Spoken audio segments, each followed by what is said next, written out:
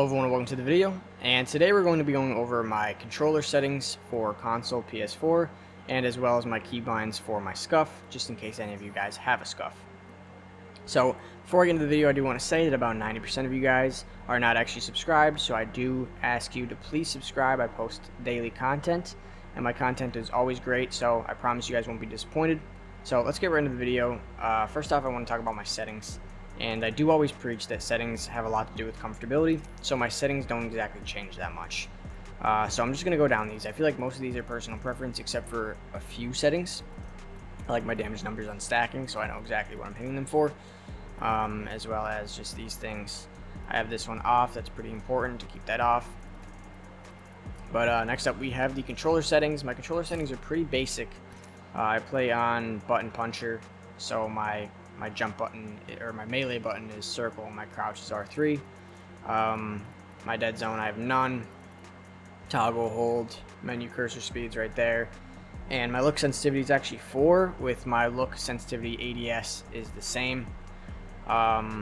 Response curve is on classic, I don't like changing that.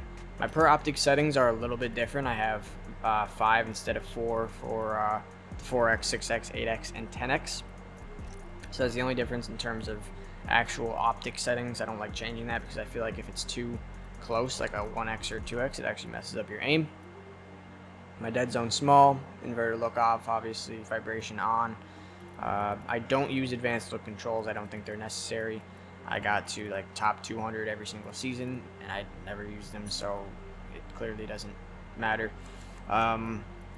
Field of view 110. I think that is absolutely necessary. If you're not playing on 110 field of view, you need to be minimal sprint view shake. Here's my audio settings. Then nothing special. I have the music all the way down, master volume, sound effects, and dialogue are all the way up. So that's pretty much it for the settings. The settings are nothing special. In terms of my Scuf, I actually have a Scuf impact. So there's 4 paddles, but I have the paddles taken off. I only actually use 2 of the paddles. I use the farthest right paddle and the farthest left paddle.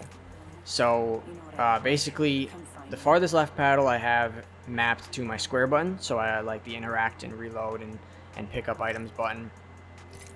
And then my right one is just set to my jump. So it's not a whole lot different than a normal setup with your Scuf. I think that might be the default that it comes with, but I use crouch for R3, so I don't need to bind crouch to anything because I'm so used to being able to just hit the right thumbstick and crouch. It's very, very convenient. I'm able to crouch very easily without having to waste the paddle spot. And I actually don't like running with multiple paddles. That's my personal preference. If you guys don't like the crouch button on your R3, you can easily just map it. But I think that overall, you know, running 2 paddles has been a lot more comfortable for me. Especially since the controller's a little bit bigger. It took a little bit getting used to, but I think that just using square and X for jumping is your best bet in terms of actually mapping your buttons around for the Scuf. So I think that's it for today's video. So thank you guys for watching, and I will see you next time.